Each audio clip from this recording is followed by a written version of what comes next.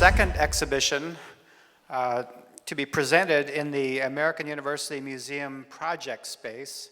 The space is dedicated to working with academics and non-traditional curators to create exhibitions addressing special topics of interest across university disciplines and the greater Washington community.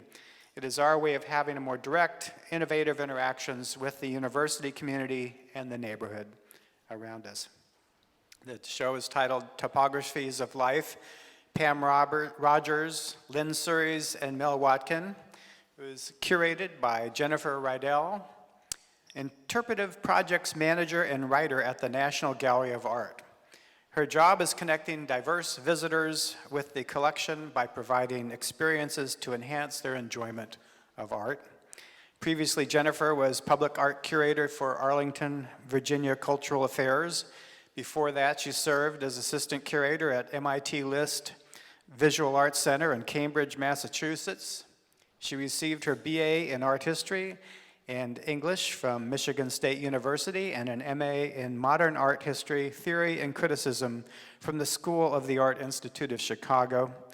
We are delighted to have her here to be working with her on this show and for all the artists who are kind enough to come and talk with us tonight.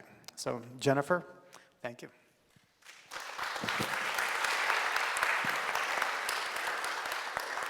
Is the microphone on? Yes, it is. I can tell. Okay. Thank you so much, Jack, and thank you for the invitation and opportunity to be here. Also, I just want to thank the staff here who have been a wonderful and professional team to work with, including Christiane Scheer, Assistant Director, Elizabeth Cowgill, Marketing and Publications Specialist, Jessica Pocasey, Registrar, Kevin Runyon, Preparator, and Bonner and Hillary, who were the art handlers and installers I worked with, Sarah Leary, Museum Operations Assistant, and all the gallery staff who are here tonight. You guys are a great and professional team, and thank you for making this process so seamless. I appreciate it. And thanks to the artists for working with me. It's been just a wonderful opportunity to bring you all together. So I am going to briefly introduce each of the artists, and for purposes of just guarding our time, I will be brief. I encourage you to look at each artist's website and or their Instagram for more information about each of them. And then I will pose a few questions to each, and we will leave time for Q&A at the end. So right next to me is Pam Rogers. Pam currently lives and works between Denver and Boston. And she formerly lived in Arlington, Virginia, where she was also a resident artist at the Arlington Arts Center for 6 years. She is a painter and sculptor whose work explores the territory between nature and the role of the artist as she engages with nature. Pam has a BA in art history from Wellesley College, an MFA from the Savannah College of Art and Design, and a certificate in botanical illustration from Kew Gardens in England. Additionally, she has studied art history and anthropology at the University of Colorado Boulder. Her work has been exhibited internationally and nationally, including solo shows at the Ruston Art Center, Arlington Art Center, and Hillier Art Space. In 2015, she was a Sondheim semifinalist and has received multiple fellowships at artist residency programs, including the UCross Foundation, Mass MoCA, the Virginia Center for Creative Arts, and Brush Creek Arts Foundation. In the center is Lynn Sures. Lynn lives and works in Silver Spring, Maryland. She is a multidisciplinary artist in diverse media that include drawing, printmaking, papermaking, ceramic sculpture, encaustic painting, artist books, and forged steel. Her recent exhibitions include presentations at Central Booking in New York City, the University of Iowa Gallery, Iowa City, exhibitions at the Complesso San Benedetto in Fabriano, Italy, and in galleries in Mexico City, Istanbul, Turkey, and Cortona, Italy. Lynn's work is included in the collections of the U.S. Department of State, the Library of Congress, Yale University, and the New York Public Library, as well as the American Museum of Papermaking. Her awards include a recent Smithsonian Artist Research Fellowship and grants from her home state of Maryland and from the George Sugarman Foundation in California. Lynn formerly served as Professor of Fine Arts and the Program Head of Fine Arts at the Corcoran School of Art and Design. And then finally, at the end, is Mel Watkin. Mel is based in Cobden, Illinois. She was born in Washington, D.C., and has absorbed influences from the different places she has lived, which include Guatemala, Missoula, Montana, and St. Louis, Missouri. During her career, she has also worked as a curator and arts administrator, including at the Washington Project for the Arts from 1986 to 1991. She has explored drawing as her primary medium for over 20 years. Her solo exhibitions include presentations at Franklin Furnace in New York City, the Illinois State Museum, Chicago, Hyde Park Art Center, Chicago, the Missouri Botanical Garden, and Philip Stein Gallery, St. Louis. Mel is among the artists selected to create permanent public artworks for St. Louis International Airport. Her artist books are included in the collections of the Museum of Modern Art, New York, special collections of the New York Public Library, and the Fine Arts Library at the Fogg Museum of Art at Harvard University. She has been awarded grants from the Illinois Arts Council and a Pollock Krasner Foundation Fellowship. So with that information shared, I wanted to talk just very briefly about my theme and title of the exhibition, which is called Topographies of Life. And so I called the exhibition that to suggest that your art extends beyond the idea of recording and documenting the natural world and landscape, and that in fact also embraces and embodies elements of your personal experience, concepts of time and transformation, references to art history and illustration, and highlights a range of artistic techniques and materials. In my curatorial perspective on your art, I have connected your art to the practice of illustration. Oxford English Dictionary says the term illustration dates from the 13th century and is then connected with ideas of spiritual or intellectual illumination. It later turned into, quote, that which makes clear elucidates. And by the 19th century, quote, the pictorial elucidation of any subject, the embellishment of a literary or scientific article by pictorial representations. So I see the idea of illustration as the connecting thread among you and why it makes sense to bring you together under this theme of topographies of life. So with that, I'd like to turn to your words now. And if you could talk about your sense of connection to the practice of illustration and also address ways your work extends beyond it and diverges from those ideas. So we'll start with Pam Rogers. Well, first of all, I'd like to thank AU and everyone who supported us and has been so gracious here, and also to Jennifer. So I wanted to thank Jennifer as well, but AU, and it's an honor to be here and to be having work shown with Mel and Lynn, and thinking about the whole idea of topographies and how that connects to illustration in my work.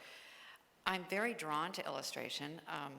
I've worked doing botanical illustration. I've worked with the Smithsonian in the anthropology department doing illustration work for them as well. So the actual act of recording something and having it be a representation that is true. So you're giving an idea, someone can talk about something, but I'm giving you a visual idea. And that's always been sort of the crux and the most important part of my work. My background in art history makes me more and more interested in that, and the idea of a book of illustrations or illuminations has always been something I've thought about as I make my work.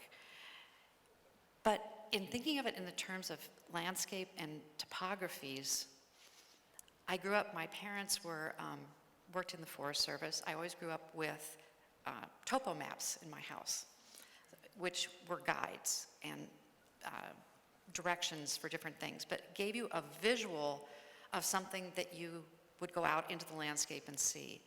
And that pretty much describes how I look at landscape in my own work, is it is a topography, it is a map, it is a guide. There are, very noticeable in my work is big areas of abstract spaces and color that you really are not sure about, and then there's very detailed illustration work.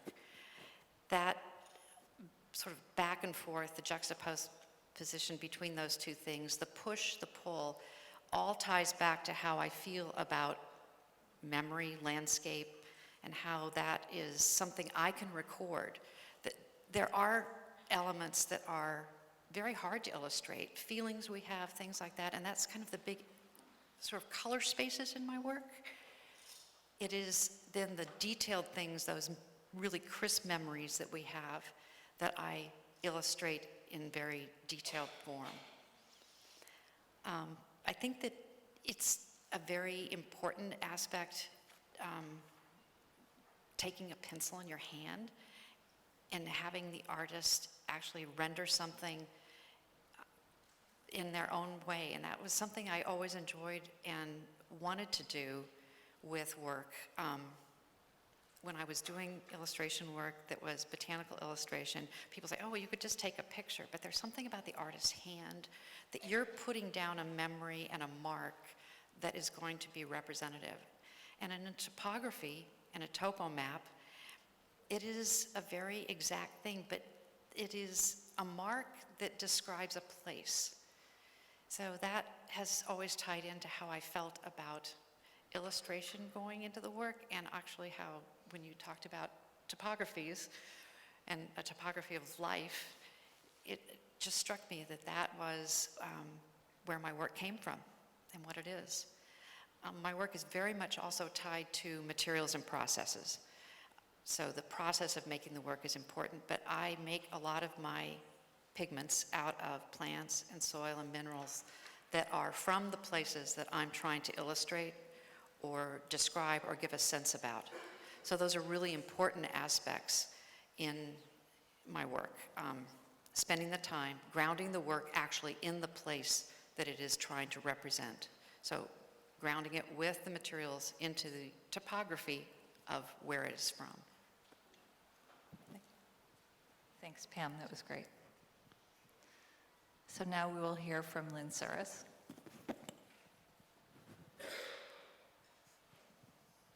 Is it on? Okay. I'll echo the others and thank Jennifer so much, first of all, and everyone on your list, and my fellow artists as well. It's great to be here and to have some questions, new questions to ponder. I think, in a way, as you were asking the question about illustration, I started thinking about how I always have so many questions about everything, about landscape.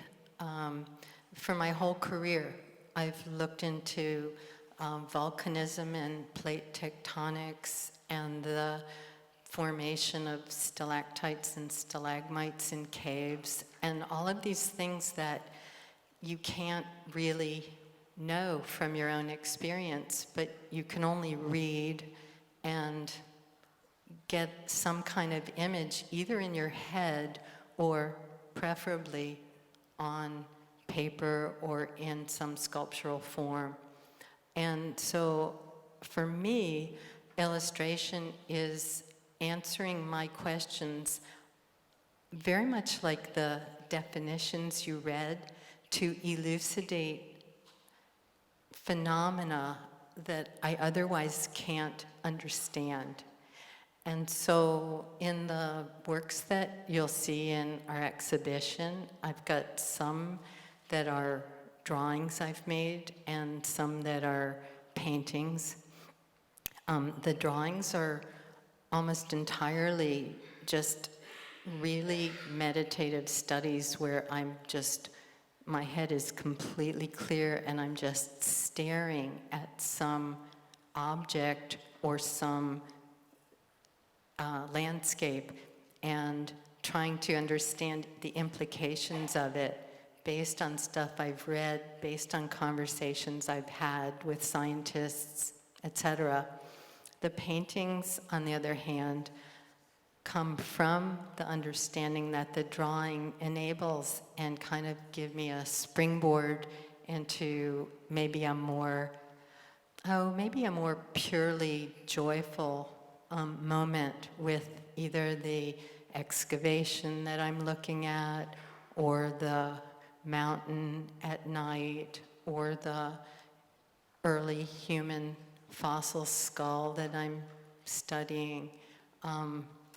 So I think that's basically where illustration comes in for me, is that in making something that's at all pictorial, I finally get to see what it is that I've been figuring out all the time.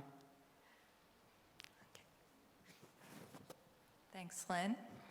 And now we'll turn to Mel Watkin. Hello. I have a light shining right in my eye, so I can't see who's here. But I would like to thank Jack and Jennifer, and the whole staff here has been just amazing, like timelines, hitting timelines, and everything. I want to thank my fellow artist, who I caught up with Lynn, and I got to know Pam, so that's been wonderful. And if he's here, I would like to thank my son Matthew, who has been above and beyond the call of duty this whole past week. And so thanks, Matt. I think in terms of topographies, my new work is really about the topography of trees, which you'll see. I love illustration, and I do take a lot of photographs, but it's more, what do you call it, a mnemonic tool. I hardly ever look at the photographs. Again, it's more like I'm trying to get an idea in my head. And I often will take a number of different species of trees and alter them. I might make them much bigger than they are, or much smaller, or change the species, or mix species. They're almost like chimeras, the tree drawings that I do. My work is very, very influenced by whatever environment I happen to be living in, and then also whatever is going on with my life. I live with my husband and son, we live in a small village called Cobden, which is located in deep southern Illinois, almost in Kentucky. And I don't know if many people know, but Cobden, is in the middle of the Shawnee National Forest, and the whole bottom of southern Illinois is where the glacier during the Ice Age ended. And our location is big rolling hills and strange rock formations, and then we've got hardwood forest all around us. So I've been drawing tree shapes and forms and making kind of crazy looking trees since 2006. But in 2009, we were hit by a very big storm. It was called El Derecho. It's a straight line winds that it downed about 3,000 trees in our area, including one that fell on my car, and another one, oak tree, that fell and went across our street. And when I stood by it, it was up to here. That's how thick it was, or how big it was in diameter. And I began to realize that while trees are very beautiful and shady, and they're lovely, they're also very dangerous, and they're huge and very, very heavy. So I wanted to make trees that would give people that feeling, and I did a number of them. For 3 years, I sort of hid in my studio, and I did, the biggest tree I did was a 46-foot long tree that was falling in a circle like this, and it was really big, and it's 7 foot 5 inches tall. So you walk up to it, I hope you get a sense that trees are big. Anyway, after 3 years hiding in my studio, drawing with little pencil marks, this gigantic tree, I had to do something very formal, relatively simple, and I just wanted to focus only on the bark of different trees, mixing up the trees, sometimes expanding the bark, and then the flow and pattern of bark, and have it look sort of like a tree, but be much more formal than that. So that's the rundown. Thank you, Mel. I just wanted to follow on with something that Mel talked about in some detail, which was the way particular places or elements of the natural world have inspired you. So Pam and Lynn, I'm wondering if you could each maybe talk a little bit about how specific places or elements of nature may inspire your work. I grew up in Colorado, and it's a pretty amazing place to sort of be immersed into the environment, mountains and everything. But then I have also found that I'm fascinated with ocean and coasts. I've moved a lot in my life, and I found that each place I've lived has had a very significant impact and has made a change and a way I look at the world, but a change in my art as well. One, because I talked about the materials and process. When you move to certain places, you don't have the same materials, and I have to adjust and think about what I can access and give me the materials that I want to use in the work. But the environment that I'm in has, it's, I think, totally, each time I've moved, each time I've been in a different place, has had a significant impact on the type of imagery that then comes through in the work itself. I find that I'm more drawn toward certain times of the year, certain seasons in the landscape make a huge difference in how I go about my illustration and my work in the work that I'm producing. I would say it's all encompassing. It's a total immersion into what I'm doing and where I am, and comes out in the different colors that are produced. It comes across in the type of imagery that I'm doing as well. So I find that almost any place in the entire American West and some other places as well, notably the area of the Great Rift Valley in Kenya, where I was when I did the drawings that are shown here in the gallery. It's pretty overwhelming for me. It's like total absorption. Everything extraneous flies out of my head, and I just exist where I am with this place. And it's not anything that I try to do or think is a good way to be. It's just how my brain works. So, I mean, I remember one time in White Sands National Monument in New Mexico, just watching the sun go through the day and how it changed the dunes. I mean, it was just sand, but it was completely fascinating. And likewise, the Rocky Mountains, the first time I saw them, were completely amazing to me because I knew that they were growing, which meant to me that there was land being born that had never witnessed anything that was happening on the continent, and new land with completely virgin land ready for new experiences. And in like manner, in Olorgesailie, Kenya, looking at these ancient sites where hundreds of thousands of years ago humans functioned, early humans functioned and began to use their wits and their hands as our predecessors. It's just so powerful, and it completely affects any art that I would make, just simply being in a place that has a relationship to human activity and production of any kind. Thanks, Lynn. So I'd like to go to another question.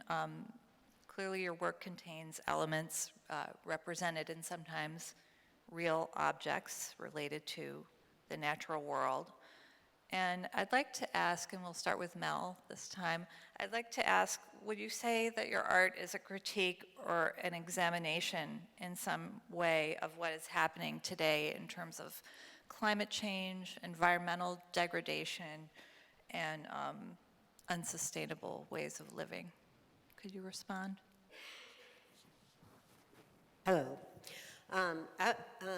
My work has always had a person. When I was young, there was a saying, the personal is the political, I think, or something like that. But it's also, I mean, it's about where I live and the places that I've been living in Montana and other places where you just, my heart just aches for the people not to destroy these places. And I try to draw trees, I guess, to show how important they are and to keeping us alive, really. I mean, we wouldn't be able to breathe without them. So that's really the main point in terms of the environmental issues. Pam, would you like to respond? I think it's very present in my work, the push and pull between man versus nature, and how man feels like he can control nature, and yet really nature is going to win. A lot of times I will put metal objects, different man-made pieces of hardware, things in my work. Both in my paintings, I will illustrate them, but also in my actual sculptural work that I do with plants. You'll find these pieces in there. And it's an acknowledgement that it's like we think we've got this under control. We can control this, and we can't. And the imagery also, the big empty spaces, and the idea of plants being plants that we sort of recognize, and I make up plants all the time in my work, things that don't exist, but you think they might. And it's that acknowledgement that there's still this constant push and pull, that we're trying to control nature, and nature is not going to let us control it. Lynn? My recent work is in a series called Portraits of the Anthropocene, which is the age that humans have lived in and started to affect the earth. And I read a couple of years ago some articles that made me understand that although early humans have been developing on Earth for well over 1 million years as clearly identifiable as human, Homo species, that about 30,000 years ago is when we started to see on Earth a change from everyone, everywhere, having dark brown skin and highly textured dark hair, to some genetic changes that took place in response to the climates that were variable as humans moved from Africa out into other areas of the world.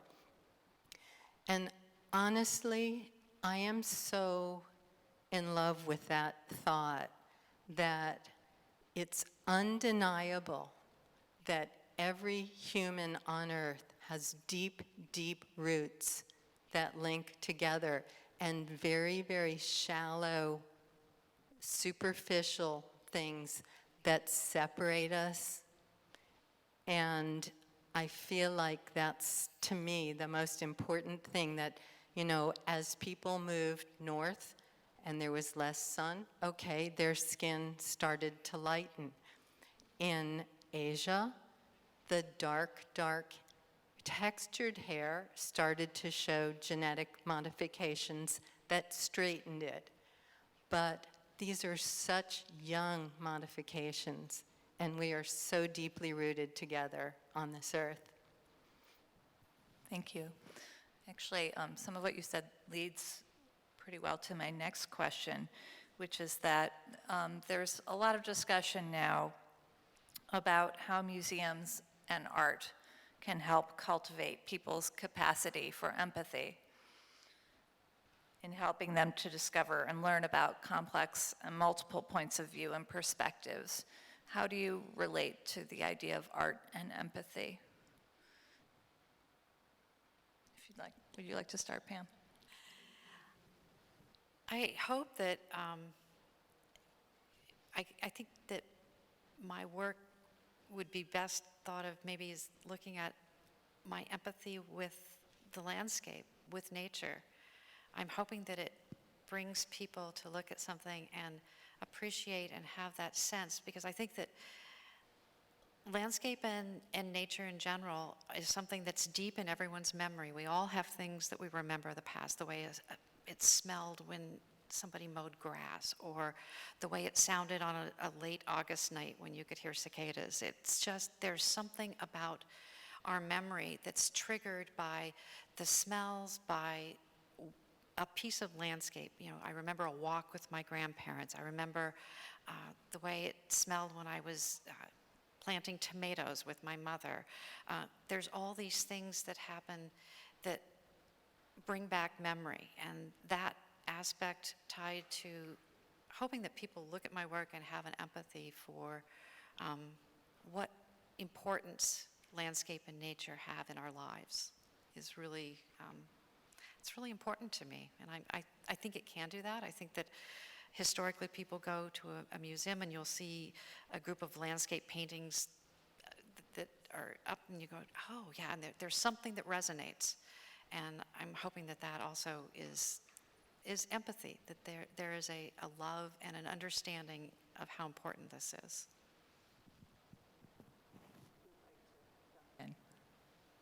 Mel? Before I forget what I was going to say. I fell in love with art as a very, very young child. I really don't remember when, but I do remember poring over and smelling and touching my parents' art books and photography books. My father was not an amateur, he was a pretty serious photographer, but he was a doctor too, a medical doctor. But I fell in love with drawing and printmaking at that time also. And for me, it was a way to be in the world. As someone with a reading disability, I did not do well in school. There was nothing I could do.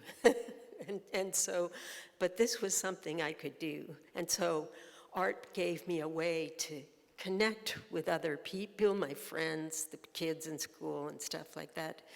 But the other part of empathy that I feel is that my husband, who is also an artist, Jerry Monteith, he has a collection of trees, indigenous trees, to our area. And so whenever I go home, I've been away, I go around, I touch all the trees, and I connect with them. It's like a way of coming home. And my hope is that with my drawing, I can create empathy for all natural forces. And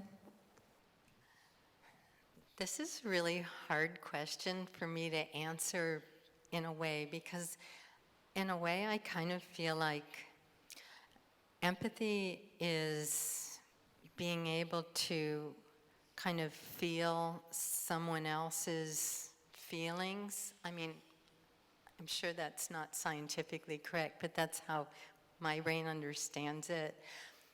And to, accept, comprehend, whatever.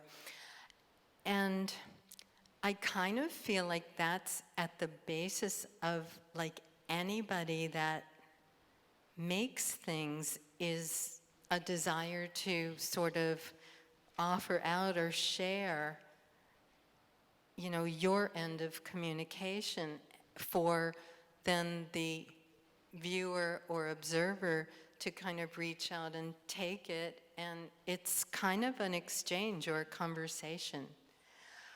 I almost feel like that begins in the studio where the conversation is between you and your work.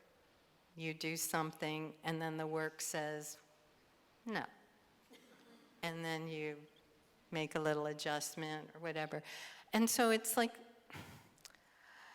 even for somebody that's introverted or whatever, it's a way of being able to reach out and be a part of people who at least are willing to make the same kind of, you know, to extend themselves to accept and interact. So it's, I don't know if I answered the question, but that exchange is what empathy is for me in art. Thank you. Thank you all for those responses and some personal background as well, which is interesting to hear. So I think what you've talked about has maybe helped lay a groundwork for people here to start understanding your work and in advance of seeing the exhibition, which you can go see in just a few minutes. So, but I would like to open it up to you, to the audience, for questions. So would anyone like to begin? There's a question over here. Okay, hi. So this question is for Pam. So I'd like to know that what sort of references do you use when you start making your work? Do you, for instance, if you have a particular plant in mind, do you go out and sketch it before you begin your work? Or is it just whatever is accumulated in your brain over months or years? Thank you. Oh, thank you. That's an interesting question, and I'm almost embarrassed to tell you the answer. A lot of times my work starts out with probably a plant or a pigment or something that I throw down on the paper. Sometimes that is leftover cup of tea, coffee cup, some dirt. It's been a glass of wine, the end of that. I mean, who knows? I smashed a geranium the other day. And that pigment, then I just like, there's some sort of trigger that I just sort of go, oh, wow, and I saw this. And a lot of it has to do with what I've seen maybe in the last couple days in my garden or walking in different places or places I've visited recently, that then I'll say, oh, there was that great thing. Then that kind of reminds me of that, and I kind of go back and forth then. There are times that I go very specifically, there's a certain plant I've seen, and I'll go in and I'll do an actual illustration with it, but that generally isn't how it starts. It's usually that the work, you know, it sounds kind of crazy and sounds kind of weird. You say, the work told me what to do. But it's sort of how I work. It's just back and forth and back and forth. So. Oh, I know I'm not Pam, but process is incredibly important for me. I just sit down, when I'm starting out something, I just sit down and I put a pencil on a piece of paper, and I just start drawing anything, just do something. And that's, you know, that's, I think, and then I follow on, I do the same drawing over and over and over again. Lynn, do you want to add anything? I just have something that's pretty different, which is I make the paper so that when the paper is made, the artwork is already started. So then it just goes wherever my brain is fixated on at that time. Any other questions? In the front row? This question is also for Pam. It's related to the previous question, because I was struck by you talking about how seasons have this very important effect. And I was wondering if you save materials like leaves and plants and flowers from one season, like say spring or summer, so that you can use them in the fall and the winter. And I also, connected to that too, is how important was your work with traditional botanical art? That's a marvelous thing, which I didn't know about you, that you actually have a certificate from the Kew Gardens people? Yeah. Yeah. I think the most important thing I got out of specifically illustration work was learning to look. I learned, and you say, oh, well, I'm just looking at that, and you go to a drawing class and you're drawing a still life or something. This really taught me to learn to look deep at a plant, look at exactly, how is that going to curl? And then I started getting excited because I thought, what if you tie that plant up with a piece of string or rope? What does it do and how does it curl? And just sort of the physicality of manipulating the plant itself and learning to do that has taught me a lot. So I would say that was probably the greatest thing that came out of that. And it's also, I mean, I don't think it ever hurts. It's just rote practice so that it becomes muscle memory. And you just know that, oh, when I'm drawing a leaf, things become sort of just part of my repertoire, my brain. And I do save things. My studio looks like a cabinet of curiosities. I love dead things that I find. I love dead plants, dead leaves. Root balls are just like fascinating to me. Saving pigments is a little bit different. And when I say that the time of year is really important, in the fall, there's not a lot of chlorophyll in plants anymore, and so that my palette changes entirely based on the season. I make some pigments and some inks that I keep. I can store pigments, especially if you refrigerate them, and if I make them that are alcohol-based rather than just using gum arabic as the medium, they'll save for maybe 6 months. Depends. And every plant's different, and I wish it was, there's certain recipes that I follow, but I don't save things, like the geranium eventually dries up and it won't work, so I have to use it pretty fresh. So, I hope that answered.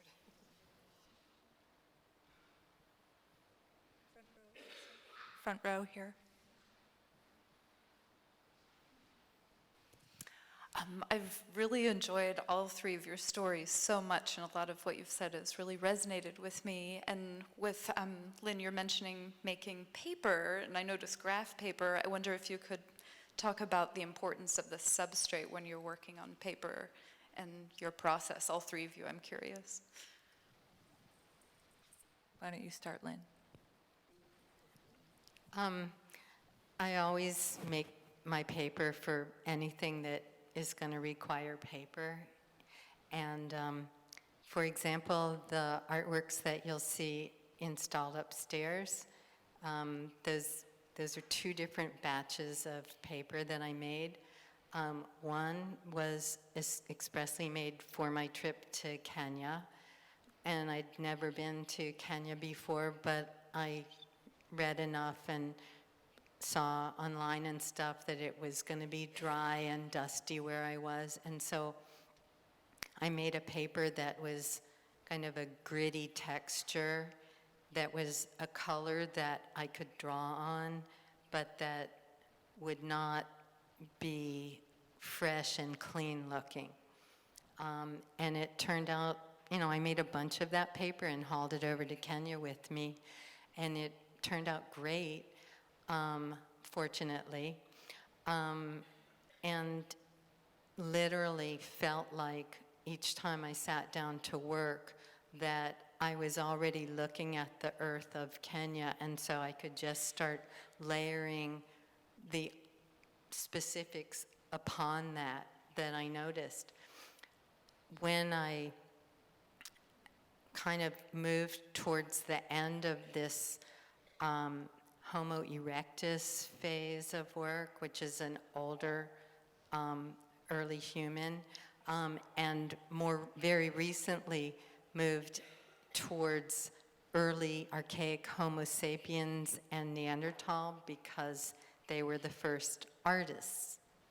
Homo erectus was the first maker. Neanderthals were the first artists, and so I thought, okay, I'm going to make a new batch of paper that's going to acknowledge the mineral ochre, which was the first pigment that was used in the creation of art as currently understood. And ochre isn't yellow ochre, which we all know, everyone who paints knows yellow ochre. It's a mineral that has a range from a pretty strong red all the way down into those earthy yellows. So I made a new batch of paper, which you'll see one drawing represented from this newer phase, which is Archaic, which I think was one of my oh yeah, that one, which is a Neanderthal. And the symbolism of the species, I mean, I don't know if this individual made anything, but I do know that the community of which this individual was a part started branching into the making of what we would, I think, agree is the beginnings of art. So to me, that speaks so symbolically importantly, but it started with making that paper. Mel, did you want to address that question also? So I have, for as long as I can remember, I've always wanted to work on surfaces other than a white piece of paper. So I've done drawings on lace, on pillowcases, sheets. I did many, many drawings that were on top of road maps that I kind of pasted back together with gesso and stuff. They're kind of funky old road maps, not historic, but places I've been. I'm very, very interested in art, well, obviously art history, but also scientific history. And so the graph paper, which I got a lot of it from my father, who was a research medical doctor, PhD, MD, and he had big piles of graph paper.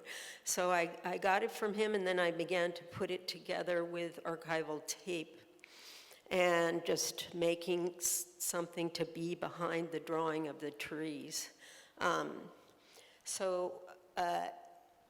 mean, I also have based a lot of my work on art historical ideas. So I often go to a material that has some history to it. So it feels like you're getting 2 for 1, me and some history. Okay. Pam? I'm another paper junkie. I absolutely adore paper, and it means a whole lot for me to have the right paper to start the project on. Sometimes I don't know what the right paper is until after I'm well into it and said, oh, well, that was a good decision. And sometimes it doesn't work. I do also make some paper. I'm not quite as much as proficient and as good an artist doing it as Lynn is, but I use the plants that I take the entire plant, so I use the cambium and make the paper. My most recent ones have been out of English ivy and some weeds that I've collected, and made the paper and then used the ink that I've made from the leaves of the plant in the drawing as well. So it's a continual process and layering of the same plant. I just think there's something magic about paper. I don't know, something wonderful about it. Maybe because it's a plant as well, so it's one of my favorite things. Thank you. Other questions? Yes, in the third row. This will be our last question. Actually, this is a question for you as a curator.